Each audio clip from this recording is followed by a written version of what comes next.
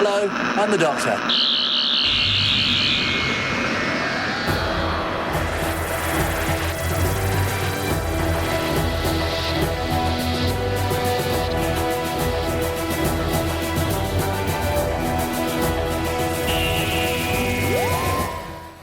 Hey Who fans, this is the Big Blue Box podcast coming at you from somewhere in space and time. We are now at episode 9.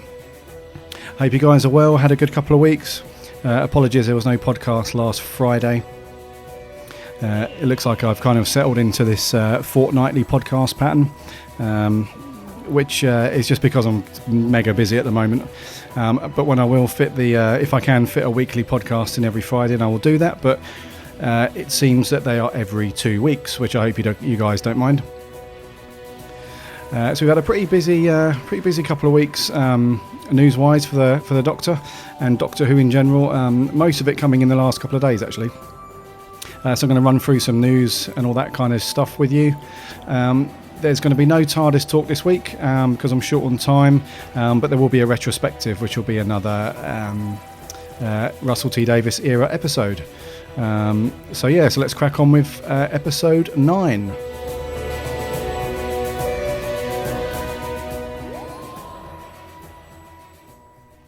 So as I said, it's been a very busy week, or a couple of weeks, should I say, news-wise for everything Doctor Who. Kicking off, which something that I heard yesterday actually, which was I'm not sure if it's going to be in the UK as well, but certainly in the US. It looks like they're going to get a standalone episode on DVD and Blu-ray, which is the premiere episode of Series 8, Deep Breath. So it's been listed on Amazon.com, which is the North American Amazon. And that will be released on September the 9th this year. And it's a feature-length story, which is going to run to just over 75 minutes apparently. So this is kind of an interesting one for me, because this is another first, as far as I'm aware anyway, for Doctor Who in general, especially Doctor Who in terms of the series and the show. And it's, like I said, it's another one of these firsts where I don't know of a single episode being released on DVD or Blu-ray ever. We've had previous years, we've had each of the series split into halves, so you can buy, or I think it's part 1, 2 or 3, or just halves. So we've had, for example, series 6 part 1, and then a little bit later you have part 2, or if you wait a little bit longer you can get the complete series as a collected issue. And yeah, this is kind of strange that they're doing it as just a single episode that you can buy on Blu-ray, because it raises the potential for this double dip kind of thing that's been very popular for years now, on where you have it usually happens with movies, to be honest with you, where they release a movie on DVD, and then so many years later they re-release it with like different packaging, and then years later after that they release like an anniversary episode, and then at some point you also have the same film as possibly as part of a box set, all that kind of stuff. So you have people buying the same film potentially, well, at least twice, hence the phrase double dipping. And I'm not sure if the BBC are kind of looking at this as a bit of a cash cow, a bit of a money spinner. I'm really not too sure about it. And like I said, it's one of these, again, a first for Doctor Who, because we've seen some other ones. So I've not known of a world tour to promote a new series of Doctor Who before. That's a new one for me. Please, if I'm wrong on any of this stuff, please tell me. Just fire me a tweet. My Twitter is at Big Blue Box PCast. Just fire me a couple of tweets and say, no, Gary, you're wrong. It's been done before. But to my knowledge, I haven't seen any of these things. So with the exception of the 50th anniversary, I'm not known of any Doctor Who stuff that's been simulcast globally. No world tours, no single episodes released on DVD or Blu-ray. So it's kind of a strange one, and it's also another one of those instances where it's not available in the UK. That's not to say that it won't be. It's just at the moment it's just been spotted on Amazon.com that this DVD and Blu-ray is available from September 9th. So it could well appear on Amazon.co.uk. I'm not sure, but there's a part of me that thinks, is this just a cash cow? Does it do anything for Doctor Who as a series or as a show, whatever? And I just think maybe they're just going a little bit too far with this now. On the previous podcast, the TARDIS Talk section that I did, I spoke about the subject that is Doctor Who becoming too big? Is it too large? Is it reaching for things and taking away from its smaller kind of British roots, if you like? And I think these things really contribute to that, and especially that this Blu-ray and DVD has been listed in the US and not the UK. That just reinforces what I spoke about on the last podcast. So it's not the end of the world. It's nothing. It's just one of those little things that just kind of niggle away at me. Like, are we setting ourselves up for a fall here? Are we just pushing too much and too much? Because for me, I wouldn't want to buy the opening episode, Deep Breath, as a single release, because I know that I'll be picking up the full series once that's released after it's aired. So there's no point me buying that, because I'll be buying it shortly after the series is done. And I'm not sure if they're just playing on the fact that, the more diehard Doctor Who fans and the completists and stuff like that, they'll just jump at it just because it's a Doctor Who release. So I'm not really sure about this one. It's an interesting one, but please tell me if I'm wrong. Have there ever been any just single episodes released? And I don't mean the classic stuff, of course. With the classic stuff, they're all pretty much single episodes, but they're more serial based. So that's not, I don't really count those. I'm talking about modern Doctor Who from 2005 onwards. I'm not aware of it. So if you're in the US and you want to get the single episode of Deep Breath when it's released, shortly after, you can grab it on September the 9th. So moving on, I'm recording this podcast on Thursday, the 24th of July. And yesterday, being the 23rd, I'm hoping that you've all gone out and picked up the new comics as they were released by Titan Comics yesterday. And even though we had a lot of flim-flam and kerfuffle around, you couldn't pick up the physical edition of the comic in the UK due to licensing stuff. You could only get the digital version. That doesn't seem to mean anything at all, because I've seen quite a few photos on Twitter and Facebook from UK Doctor Who fans that I follow, who have posted pics of their new comics and stuff. And I've ordered them here in the UK as well. So I'm really not sure what the deal is with that. With Titan saying that there's no license to release them in the UK and blah blah blah.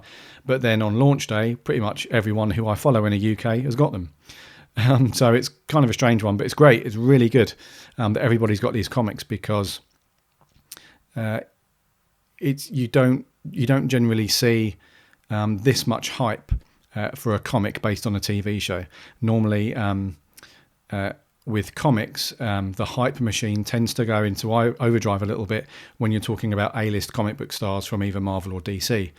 So to see a comic book run based on a TV show get this much popularity and stuff is that's very, very cool. And they look awesome as well. There's like loads of different covers for these first issues. There's like different variants that you can go for. Me personally, I've picked up two of them.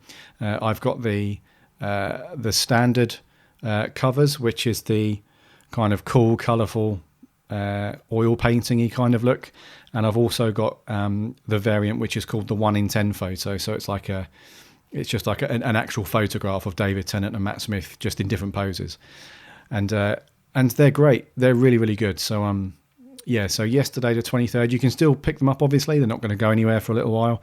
If you contact any well-known comic book store here in the UK, either online or pop in, you'll be able to get them. Forbidden Planet They have them on the shelves. OK Comics, also in London. You'll be able to pick them up there. Or if you just do a search online, Lucky Target Comics, Mega City Comics, Comic Domain, all those guys, you'll be able to order them, and they're very, very cool. So yeah, if you haven't yet, nip out and pick those up. Very cool. Next bit of news. Now this one is cool. I'm really, really excited for this. You might remember, or you might have read somewhere, possibly quite a long time ago now, about 6-7 months ago, possibly longer, that there was rumblings and rumours that there was going to be a 50th anniversary box set that was going to release to give us all of the good content and shows that they put out around the 50th anniversary time. And it's now come to fruition. It's cool. They've announced it. It was first picked up in the latest issue of the official Doctor Who magazine, which was out yesterday, and they've detailed what the box set is going to include. And this to me looks awesome. The content that they've put in this pack for the money looks absolutely brilliant. Now, last year was such a special time. It's not really hard to explain. I mean, as a Doctor Who fan, when there's so much going on due to the 50th anniversary, when there's so much going on and there's all these different bespoke, made for TV shows. There's the 50th anniversary episode that went out. There was the proms. There was, the really big event at the Excel in London. All of this cool stuff. It was just such a cool year, especially the last half as well. I mean, it was very cool in the lead up to that year. So kind of the first part of 2013 was very cool. But the last half for me was just so cool. And I absolutely, I don't want to go on too much about this, but it was such a good time to be a Doctor Who fan. There was so much going on, so much cool stuff. And this box set, for me, brings all of the best stuff of the 50th into one set, which I know is the point, but sometimes with these things, they can miss the point a little bit, and they just kind of put fillers in there and stuff. But this actually looks really, really cool. So let me just run down what you get in the box set. And it's available in 2 different versions, Blu-ray and DVD. So you get these. You get the name of the Doctor, the night of the Doctor, the day of the Doctor, the time of the Doctor. Now, I shouldn't have to tell you what they are, but, those 4 or those 3, episodes are worth the money alone. You've then got the awesome Mark Gatiss docudrama, An Adventure in Space and Time, on Blu-ray in the UK. So although we've all bitched and ranted and had a good moan about An Adventure in Space and Time being released in the US on Blu-ray, and we're kind of feeling a little bit hard done by, and our noses out of joint and stuff, we're now getting An Adventure in Space and Time in the UK on Blu-ray. So massive thumbs up. And so that's part of the special features pack. And the other features you get is the amazingly funny and well made The Five-ish Doctors reboot, which was just a little gem in the 50th anniversary last year. Very, very cool. You get Doctor Who, The Ultimate Guide, which I'm sure was on TV at some point. The Science of Doctor Who. You get the Doctor Who proms from last year. And then you get some other stuff. You get The Last Day. You get a read-through from Day of the Doctor. You get some cinema intros from Day of the Doctor. A load of deleted scenes. A load of behind-the-scenes stuff. And then you get 2 BBC America documentaries, Tales from the TARDIS and Farewell to Matt Smith, which is fair to say that will be quite emotional, I guess. And yeah, so reading that's a ton of good content to have in a box set, and the price is really good. I was expecting the price to be on Blu-ray at least £50, but the Blu-ray is $31.99 and the DVD pack is $27.99, and that is just awesome. That's made my day. I first found out about this stuff today. Actually, I saw some stuff on Twitter and Facebook yesterday, which was just, this is what's coming in the pack, but there was no information on pricing or pre-ordering, anything like that. So this is amazing. And the fact that you get so much content for the price, because usually usually the Doctor Who has a habit. Usually the BBC has a habit of overpricing things slightly where it concerns Doctor Who, because they know that it will sell, so they'll charge accordingly.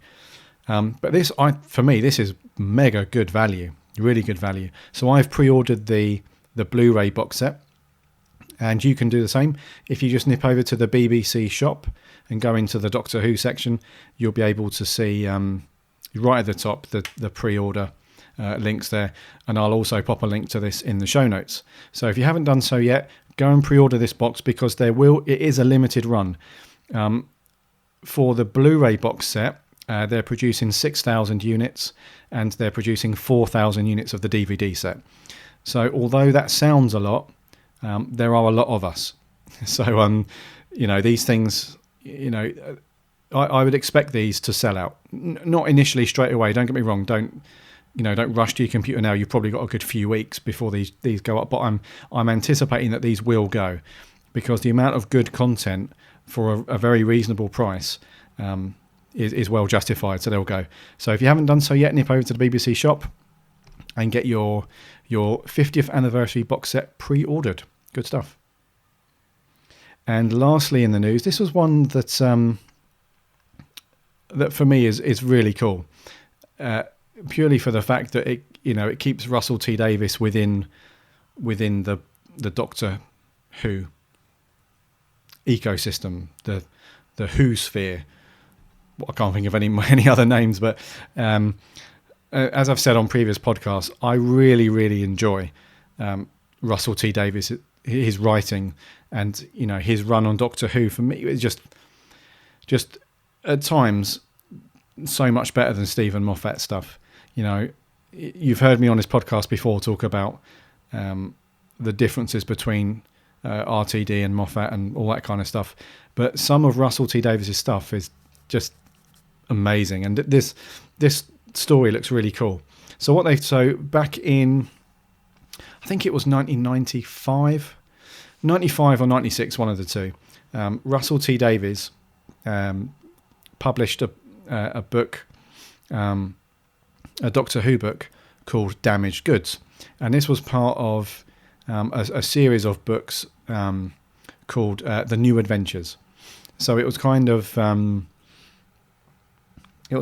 in that dark times, if you like, of Doctor Who, where fans had to rely on written publications and all that kind of stuff. So Russell T Davies, before he was even thinking about bringing Doctor Who to TV, wrote this book, and it's now being dramatized into a Big Finish production, a Big Finish drama, which is really good, because if you take away the fact that the book is either great or not very good, I haven't read it personally, so I can't comment. I can't turn around and say the book is amazing, so it absolutely deserves a Big Finish, or I'm not really sure about this Big Finish dramatization because the book isn't very good. I can't comment either way. The only reason why I think it's so cool is because it keeps Russell T Davies within the Doctor Who world, if you like, because he deserves a place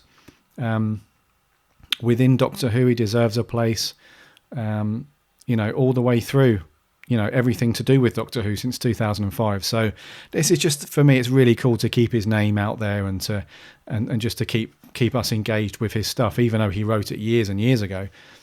It's still very cool. So this is a Seventh Doctor story. So it's a Sylvester McCoy thing. I'm not sure if Sylvester McCoy will be doing it.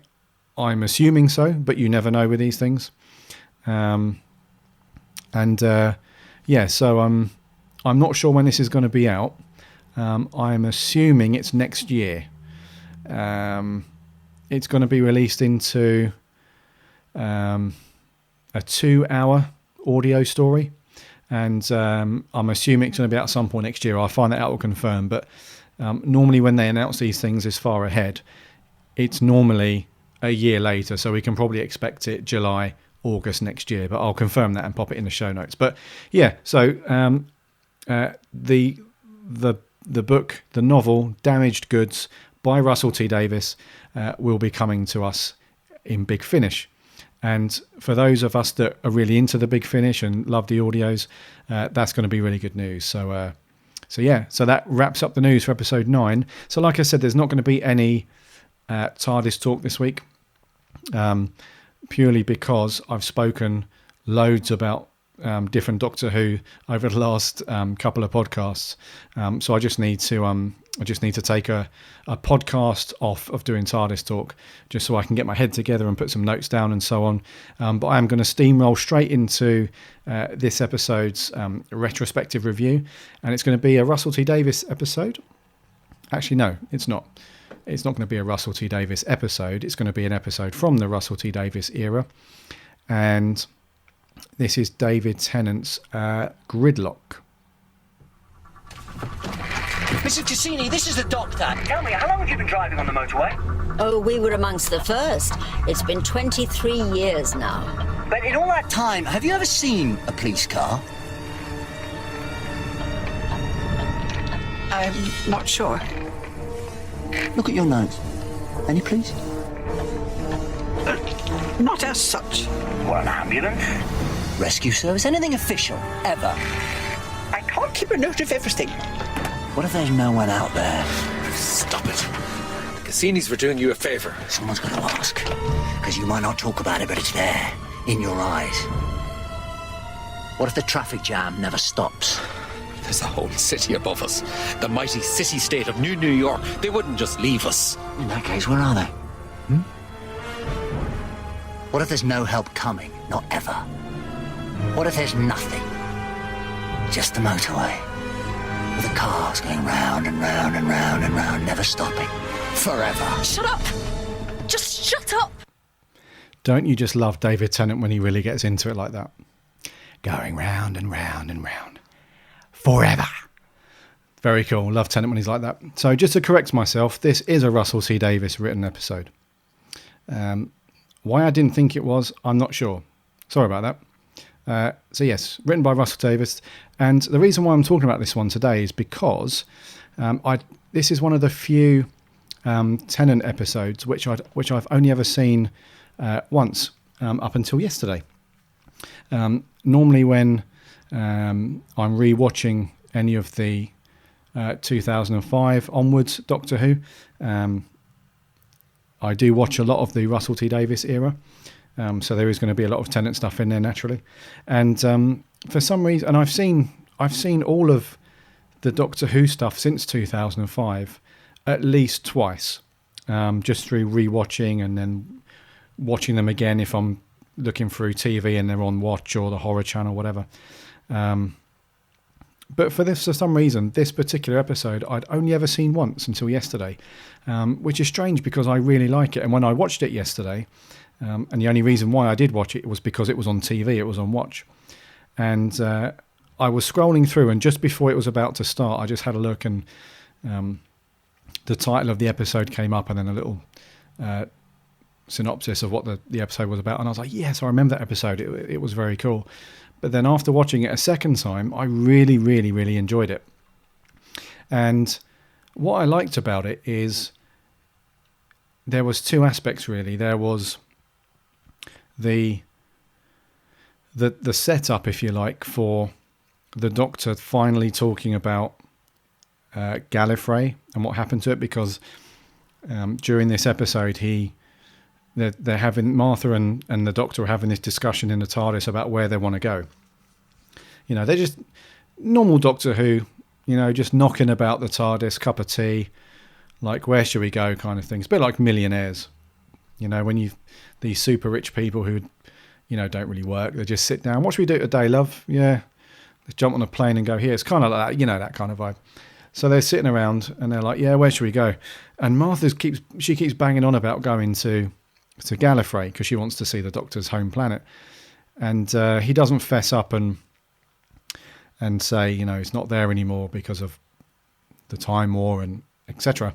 He just kind of, you know, fudges over it in a little bit and just cracks on. And it's not until at the end of the episode where he comes clean and says, you know, the reason why, you know, I lied to you is because of this, and Gallifrey's not there anymore, and blah, blah, blah.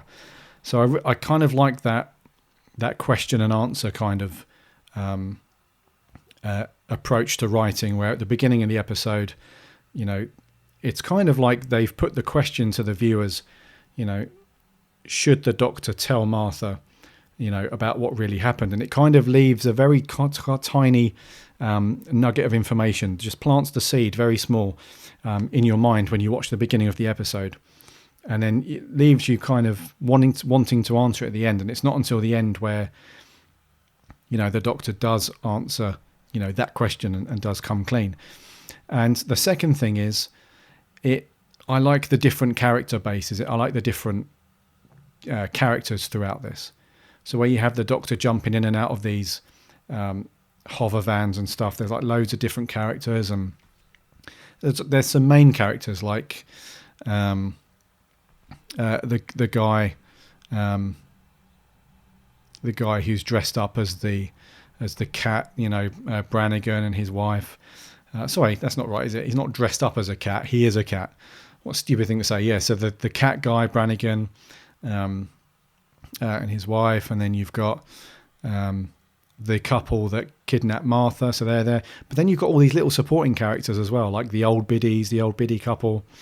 And then as the Doctor's jumping through and out of these vans, there's like a very different mix of different characters, which is very cool.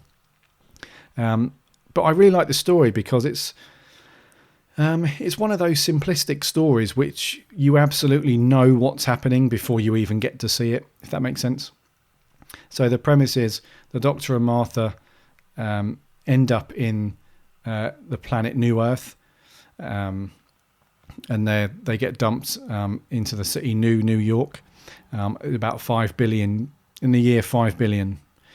The year 5 billion and 53 to be exact. And they end up in some dodgy alleyway. Martha gets kidnapped. The Doctor chases after.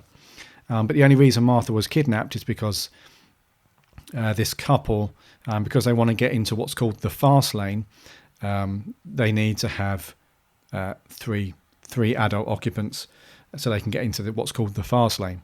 Now, what everybody doesn't know is that there is no escape. It's like one endless traffic jam, if you like. And all the fast lane does is take you underneath all the traffic jam, and the people inside think that that's like a route out of there, but really these huge crab monsters basically take them and eat them. And you get these broadcasts from the supposed the city, New York, above all this stuff. So all of the people in the traffic jam are kind of in this not really brainwashed state, but they're fed, you know, propaganda from the surface, apparently. So they're all very optimistic all the time, and they just keep going round and round and round.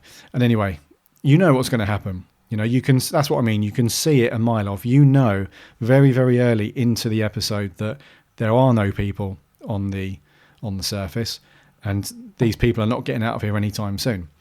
But that kind of makes it a bit more enjoyable for me, because you kind of, you know, it's expected what's going to happen. It's quite predictable, but you still want it to happen. You know, you still want it to play out in front of you, and you don't actually see what's happening until, you know, it's quite a good progression as well. These things, you know, the crab these crab monsters called the macra, you don't actually see them until kind of two-thirds of the way through, and it's not till the end where the Doctor just, you know, really saves the day, if you like, and brings hope to all these people, you know, that you don't kind of see this stuff. It's a good progression. And also we get a cameo, if you like, from the face of Bo. So he is there to, you know, to kind of talk to the Doctor, you know, and it's the face of Bo's last episode, because he actually dies in this episode, but it kind of leaves a bit of a cryptic clue as well to the Doctor, because at the end, the way that the face of Bo is obviously in this is that in order to keep the traffic jam going round and not have everybody just spiral into these into these monsters and stuff, the face of Bo actually plugs himself into that whole system and keeps it going as long as he can with his life force, I guess. So once the Doctor has freed everybody, there's no need for him to do that, and so he passes away. And so he leaves the Doctor a kind of a cryptic clue, which is, you are not alone. Now, obviously, at this point in time, that means, very little to the Doctor, and he actually thinks that he made a mistake, and there's no possible way because he's the last of the Time Lords. But this does actually, link into the coming of the Master, or the recoming of the Master, if you like, because these episodes sometimes they do have kind of a loose join with other episodes. So this particular episode, as it happens, is actually the third in a very loose trilogy. So The End of the World from 2005 and New Earth from 2006. They all kind of have these little hints in a slightly larger story arc. So this is a very loose trilogy, and that's the cool stuff about the Russell T Davies era, is that you can link like little bits together, and you can form like a larger story arc. So not every episode, it's not like some of the Moffat stuff where every episode is completely contained and he doesn't reference anything before or after ever. Russell T Davies does leave the door open a little bit for you to for these stories to not necessarily just join up all the time, but there is that linkage there at times. And so this particular episode I really, really enjoyed. I love the Doctor in it. I love his kind of aghast, if you like, that this is happening. He's clearly onto it, straight away. When he asks he asked the old biddy couple, have you ever seen a police car? And it kind of stumps him a little bit, because he knows instantly. He hasn't been exposed to this kind of propaganda and almost brainwashing, if you like, for ages. So he knows the situation straight away. And like I said, it's predictable. You can see it coming. You know full well that there's nothing on the surface, and you don't find out until later that the surface was wiped out and everything, and the face of Bo is keeping the population alive in this traffic jam. But it makes it really cool.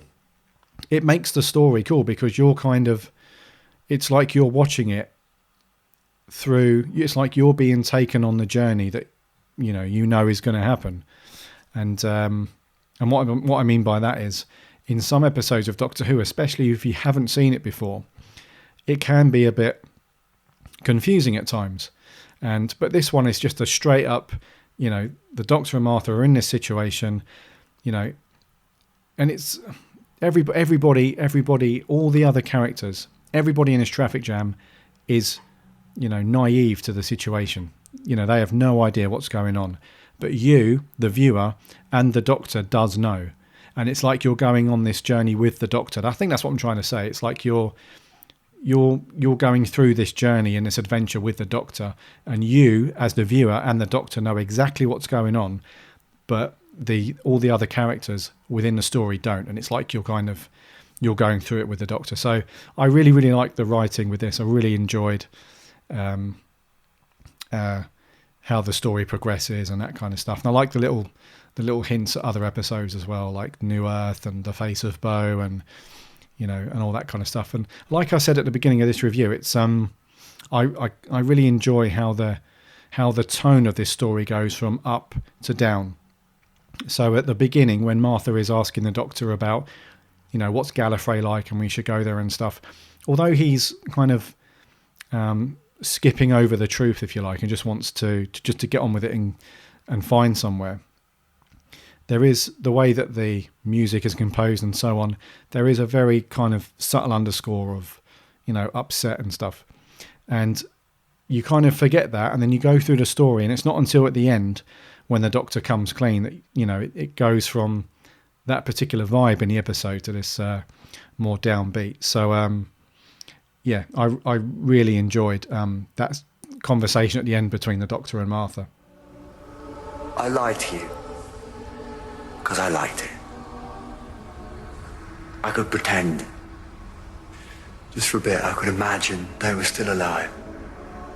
Underneath a burnt orange sky. I'm not just a Time Lord. I'm the last of the Time Lords. Tracer Berg was wrong, there's no one else. What happened?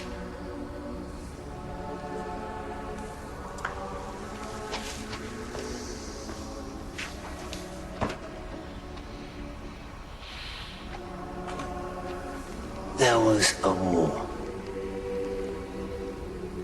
A time war. The last great time war. My people fought a race called the Daleks for the sake of all creation, and they lost. They lost. Everyone lost. They're all gone now. My family, my friends, even that sky. Oh, you should have seen it, that old planet.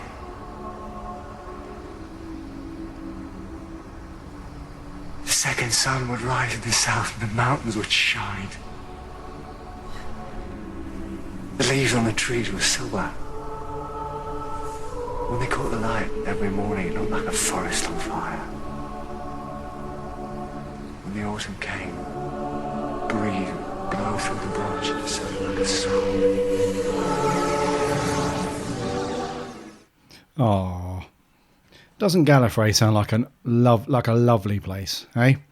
So we might actually get to see some of that if with the Series 8 and Peter Capaldi stuff. You know, if Moffat's going down this route of the Doctor is now changing direction a little bit and, you know, has a new purpose and stuff and is, you know, based on how they left the Matt Smith departure episode, it could be that now the Doctor is searching for Gallifrey and we could find it and we could see all these lovely things. So you never know. But that was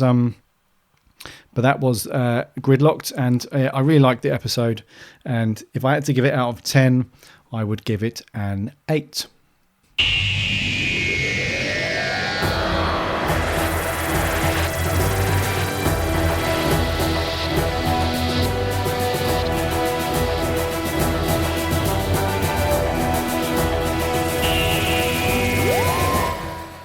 So that does wrap up episode 9. Thank you very, very much for joining me. It's been cool giving you the news rundown and talking to you about Gridlocked. A really cool episode. So it kind of feels like we're in this almost limbo-y period with Doctor Who at the moment. I'm recording this on the 24th.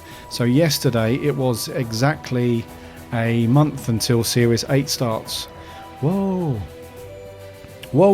that's really good news. So we're within the month now, so wow, and it's lasting a long time, isn't it? It's really dragging. And I assume that the next month leading up to it is going to be pretty painful, so which is, you know, why there's, you know, these new Doctor Who comics and news of like box sets coming out and all that kind of stuff. And the Big Finish stuff is always coming out as well, which is cool. There are other things to keep the Doctor Who fan well engaged and stuff until the new story and Peter Capaldi grace our screens. So if you've got a viewing party lined up, please let me know. If you're attending any premiere screenings, let me know about those. Are you going to just kick back and watch it at home, or are you going to go to a cinema? I'm pretty sure it's being shown in a number of cinemas, especially around London and all the other major cities and stuff. So do let me know. So this has been episode 9. Thank you very much for joining me. I will see you next time. If you want to hit me up on Twitter, please do so at Big Blue Box PCast, or jump on Facebook and have a conversation with me. Facebook.com/Big Blue Box Podcast. I will see you next time in episode 10, but until then, Allons-y!